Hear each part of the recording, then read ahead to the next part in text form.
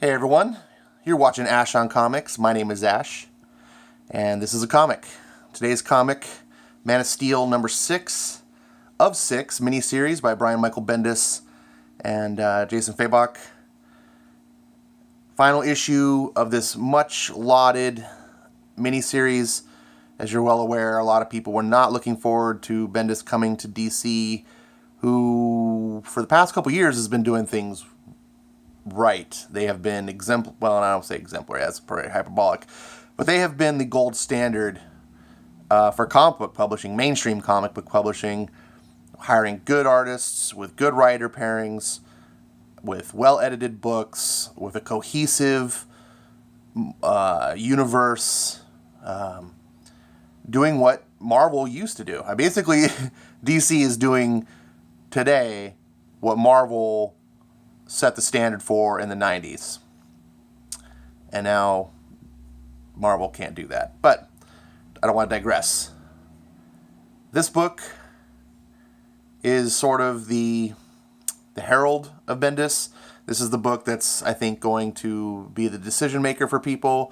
For those who were anticipating Bendis being awful, to sign off and say, yep, I was right, look at this piece of garbage. Or for the minority, people like myself, who thought, Bendis has got a lot of talent. Like, people forget what they did with Daredevil. And when he wants to do something and he's edited, he can write. I just think that he wrote way too many books at Marvel. That's a problem. Writing is hard.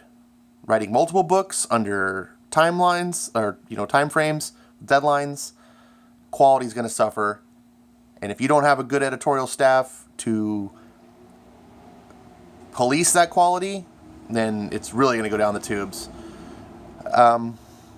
So let's get back to this book. Man of Steel number 6, final issue.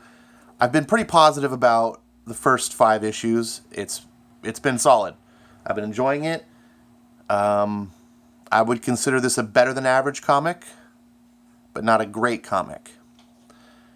And I think that would actually be good praise for an ongoing series.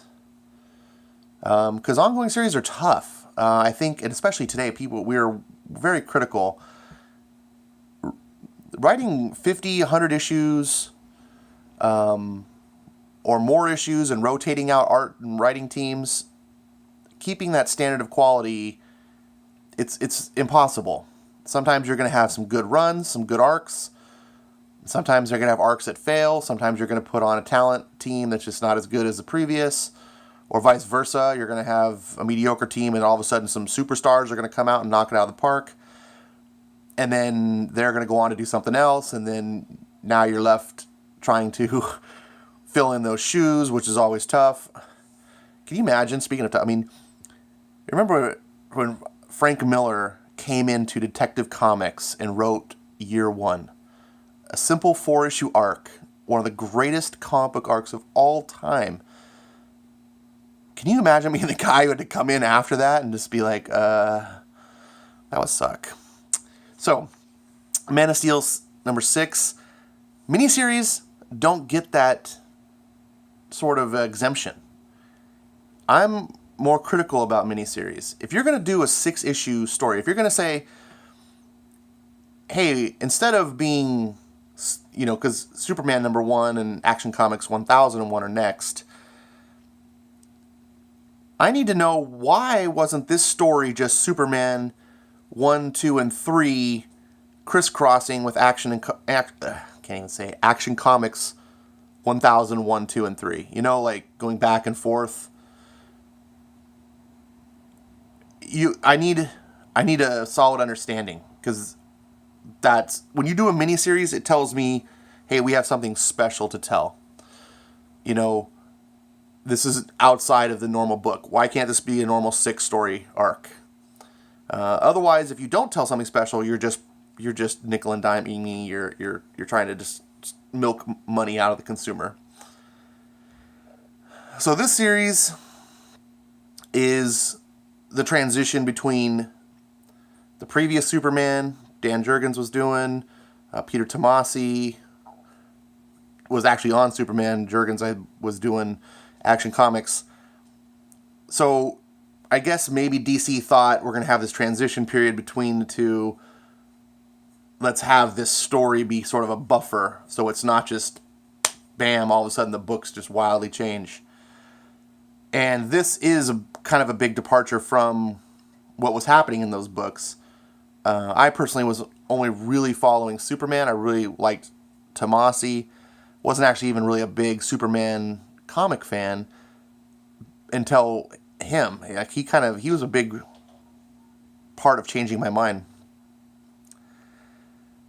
So, like I normally digress, I apologize. Into the book, what do I think? I think it's weird, this page. All 5 issues, Bendis has been doing this theme of having the planet, or later on some sort of sphere, to set the stage of what's going on in the story, and I've been praising that. And then with the final issue, you just throw it out the window. Not only do you throw it out the window, but it's just straight up a panel, full art, full page panel, dialogue's happening. This word balloon is cut off. You can't even read all the text. What the hell's going on? Why is this happening? I was immediately, when I started, I was like, am I missing a page? Like, is this a printing error?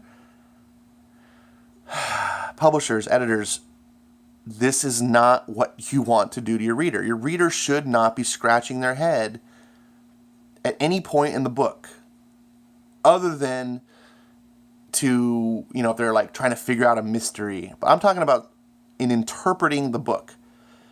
Your job is to make sure that your creative team did a good job at communicating what was supposed to be communicated. This, to me, I don't fault the writers, I don't fault the artists, I fault the publication team. This should have just not been allowed to happen, especially based on what the other books... I mean, if the other books had been doing this all along, at least it would have some consistency, but this... Sorry, I'm just going to ramble on this forever, and I don't want to. I didn't like it. It threw me off. I was confused. I was like, I really thought it was missing a page. So, if you've been following the series at all, there's this flashback scene that keeps happening, which is one of the early scenes of the first issue. And Bendis keeps bouncing back towards it and adding more detail to fill in the pieces of the puzzle of what happened. In this book, you finally get the whole thing. So it's much more detailed, extended sequence, and that's what's going on here. Is Jonathan basically saying he's going to run off with Superman's dad, Jor-El, which I'll talk about that later. So they're having this whole family discussion, and I've been liking what Bendis is doing. I've been an apologist for how he's treated Jonathan. Some other people have been pretty harsh, like, oh, this is not the Jonathan we know. And I've been sort of an apologist saying, look, Bendis is having to just move this character out of the continuity for what his run has in store. And it's not really important that Jonathan's 100% really in character. It's not a strong part of the book.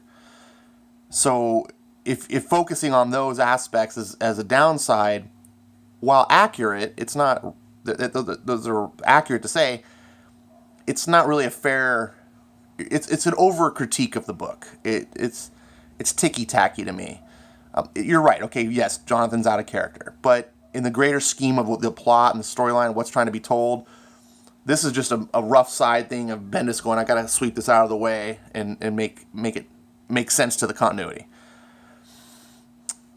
I can't apologize anymore for that. Also, with Jor-El. Apparently there's a Jor-El story in Action Comics with the Oz Effect arc that I haven't read, and has Jor-El, which explains more of Jor-El's existence, which I've been questioning. I haven't read that, so I don't know what it is, but apparently this is contradictory to that, which, again, I was kind of doing the same rationale to apologize for. I was like, look, this is just a side thing just for the fans to understand why the continuity is the way that it is. But now we're running into a a problem, because apparently Jor-El doesn't fit the continuity, according to what some other people have been telling me. And this story now is expanding with Jonathan and trying to like, oh, I gotta go, and Jor-El's trying to convince Superman why he needs to take his son. And a couple of the big problems I have. Number one is Jor-El just doesn't seem like a nice guy. It doesn't seem like a guy Superman trusts. This is Superman's father. His biological father. And I understand that. My father was never in my life. So I can definitely understand estrangement to your biological father. But because of that, I also understand that if my father came and was like, oh, I want to take your son away for a couple years, I'd be like, no, that's not happening. Like, there wouldn't even be a pause. And to Superman's credit, he's kind of like that. But then the problem is Lois sort of caves in, and, you know, Jor-El's presenting this argument that, you know, Jonathan's gonna, you know, needs to learn properly, and I'm thinking to myself, that's a bullshit argument. Superman did not need Jor-El. Superman is Superman, the greatest good guy hero of all comicdom, because of Ma and Pa Kent. And Jonathan, his best bet is to be raised by such an individual. Superman is not who he is because he's got this guy's blood in his veins.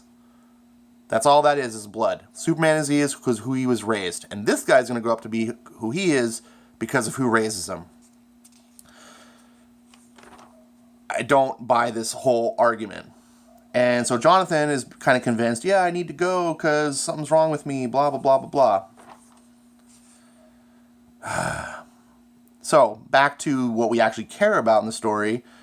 Rogol Zaar is where we left off, at the center of the planet with some special super tech that's going to blow it up. Superman's confronting him, talking to him. They have some nice contentious back and forth, which I appreciate. I actually really did kind of like this whole exchange. I liked Superman's personality. It is extremely hard to write Superman well. It's so... He's got to be a good guy. He can't ever come off as a pompous ass. There's just certain behaviors that are just off limits to Superman, which make it very difficult, I believe, to write him because you're within this narrow border. And then when you're doing that, I shouldn't say it's narrow to write him. It's not difficult to write him, but you have less creative freedom to make him interesting. So Bendis actually has some really cool dialogue. Obviously, the bad guy can say whatever the hell he wants, what's necessary. And Superman's talking to him, and he's basically just confronting him about, look, it's the sincerity that gets me. And then Rogol's finally got his attention. I'm sorry? You're very sincere in your hate for me just because of who you think I am. The sincerity. I feel sad for you. And this was interesting. When I was reading this book, I got to this part, and I was like, oh no. Here's the SJW influence that everyone was afraid of with Bendis. And when we heard the interviews about how he was going to bring his viewpoints into Superman and be Superman who's, the American way, the new American way. And I was like, this is so allegorical to how SJWs think. This guy, I'm looking at this going, this is a conservative. And this is an SJW, and they're looking and pitying the conservative, saying, you actually believe the way that you do.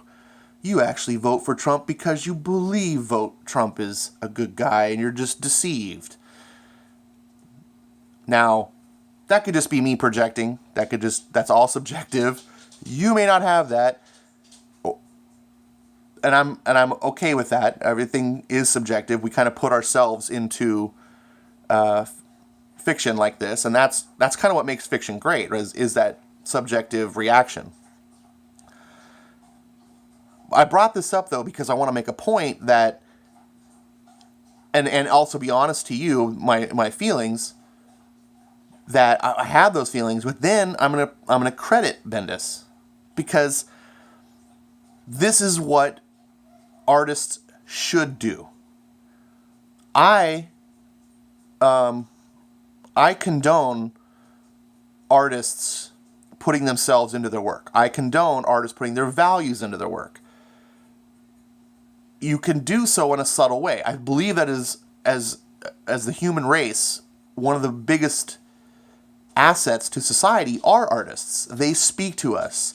They can give us messages and allow us to experience things through other people's viewpoints and have a greater understanding of life.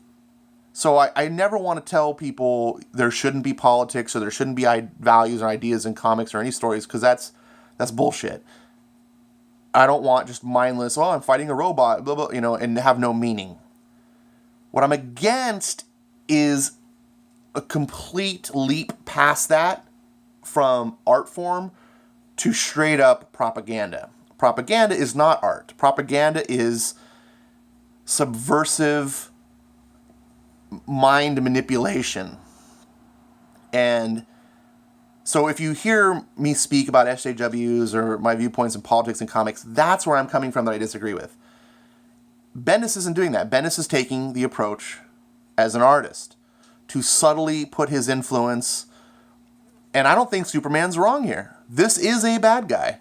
Just because I'm projecting what I think is in Bendis' mind, that's irrelevant. This is a bad guy, and this is what a good guy should think of a bad guy.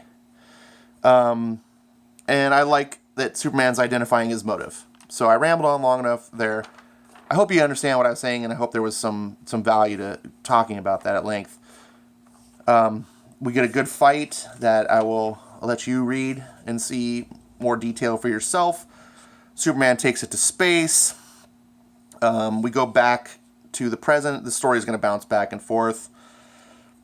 Superman's reflecting, because this is the past, this is the present, and there's I like how Bendis puts the narration of what happened in the past over the present, and then it fades into what was going on. It's a very cinematic way of doing it, and I did like that.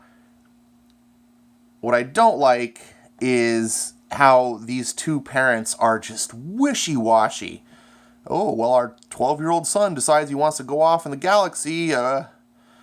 He knows what's better. We're not real parents. Like, no. Be a parent. He doesn't get to decide. He's only 12. This is totally indulging a child having no sort of structure. I was a little bit bothered by that. Yes, I know Jonathan's not an ordinary kid, still. It was annoying. So, Lois, this all gets kind of like hodgepodged in. Bendis writes, convenient scripting. Oh, well, Lois has got this book deal. 2 book deals, sorry, not just one.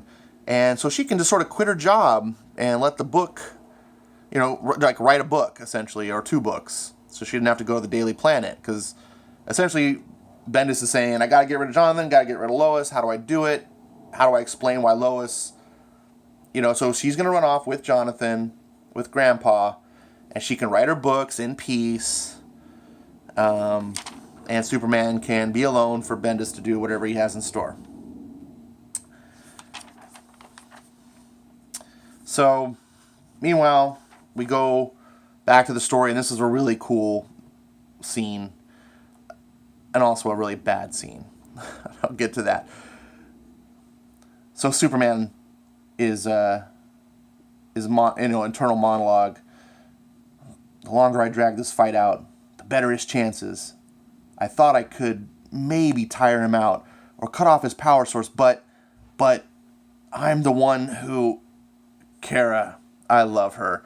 And this was a great scene. She just comes out of nowhere. Superman's tiring out, and it's like, tag me in, partner. Bam. And then the dialogue, like I said, it bounces back to the present. You're taking my family away from me. And we see them continuing to fight. And so now we get this really boring panel sequence.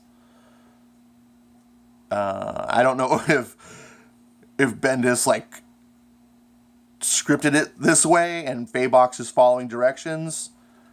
I think that's more the DC way, but if this is Faybox, oh, sorry for my dog there. If this is Faybox, buddy, that's lazy. Come on, man. Like, I don't know. Maybe you're under a rush and you needed to get some pages caught up. I won't be too harsh. That's just ticky tacky. But okay, so back to the fight. I guess it's really not the fight. It's back and forth, arguing. I can raise my boy, father. To do what? To put out fires in his baby clothes? That's not what I do. And I was like, come on, what? This is the guy you're going to send your kid off with that guy? You were given a chance to do something meaningful here, Kal. I moved heavens to save you. Okay, this bothers me. I respect Superman's real father. Like what they did. They're the ones that had, he and his wife had the foresight. Krypton's dying. We can get our son out of here. They were brilliant people. Had the spaceship, send the son away. Fine. You didn't move heavens. You are not Superman. You shouldn't even be alive. The fact that you are alive in the continuity diminishes your son. One last son of Krypton.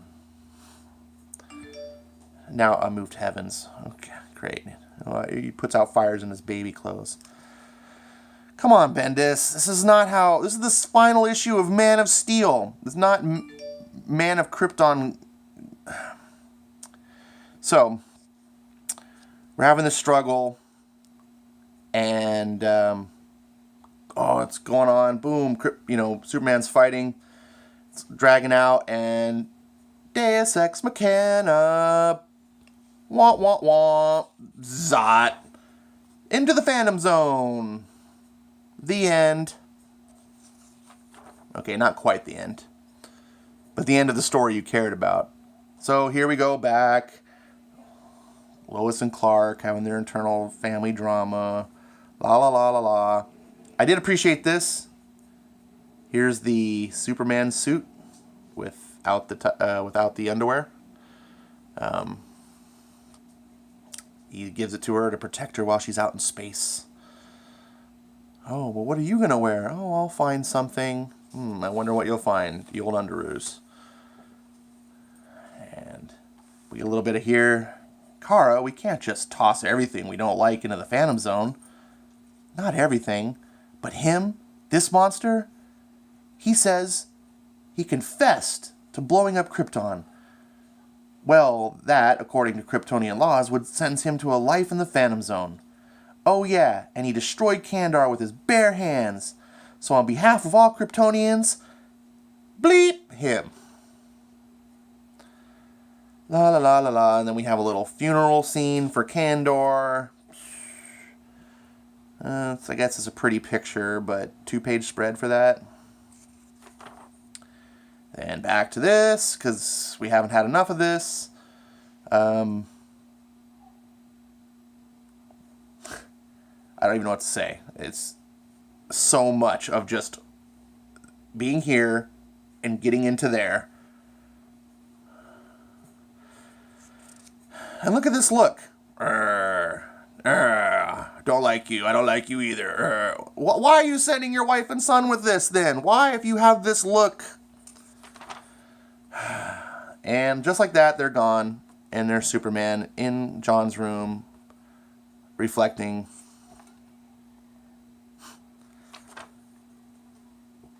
And finally, the end that I really didn't spoil because this page has nothing to do with Man of Steel. This was that subplot with the fires and the fire chief, and this little kid shows up, and he says it's Superman. To be continued in Superman 1 and Action Comics number 1001. So that is Man of Steel 6. Alright, so I'm going to be fair. I honestly did not hate this book. I was harsh on it. I'm mad at some of the stupidities of the things that he did. But Bendis' writing still is strong. I still enjoyed the flow, the pacing, the beats. The guy is a pro. He knows what he's doing from a crafting aspect.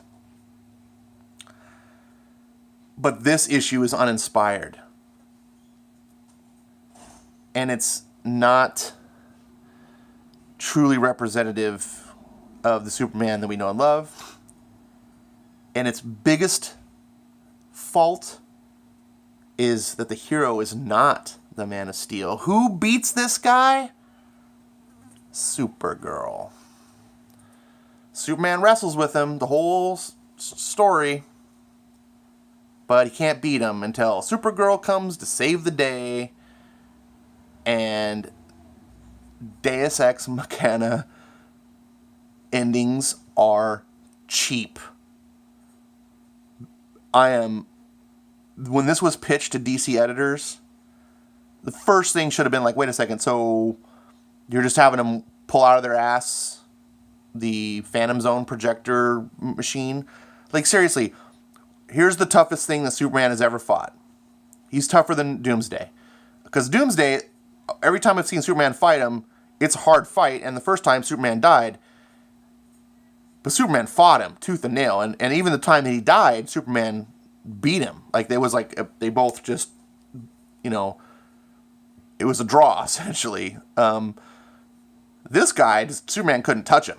This guy's like, whatever, don't even bother me. It wasn't really a contest. It was really just sort of Superman trying to hold back the tidal wave. And Kara, of course, can't do much better in that regard, but she can pull out the magic mystery technology that just whoops, we win with the I win button. 6 issues of a special story that can't just be a normal run, and the ending is boop, go away. It's the Twitter block bot. Bloop, blocked. You're gone. Rogozar, you're blocked.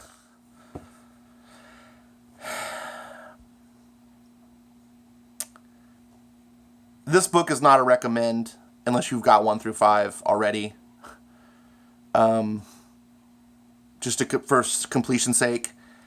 It's not awful, but it's flawed enough. I think I've pointed out the flaws are just kind of egregious and not excusable. So yeah, I enjoyed the run. I think my final thought is, I was making an analogy to my friend. I was like, I'm referring to Star Wars here, and I'm not going to get into a Star Wars debate, but the original Star Wars trilogy, I was telling him, I was like, one of the most impressive things about the original Star Wars trilogy was how it ended. It is so hard to end a story, and it's impossibly harder to end a fantastically great story. And Star Wars was so great, the fact that Lucas was able to put an ending at that lived up to what had led up to that point, encapsulated that trilogy into one of the greatest stories of all time.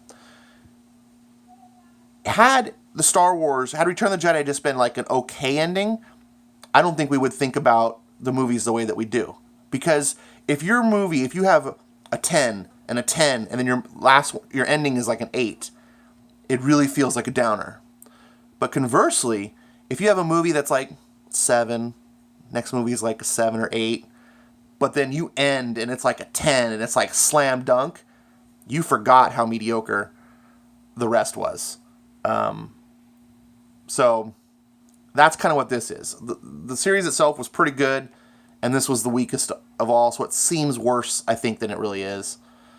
And I would be way more forgiving if this was just normal, ongoing run, because, like I said, it's ebbs and flows, and sometimes not every issue can be a home run.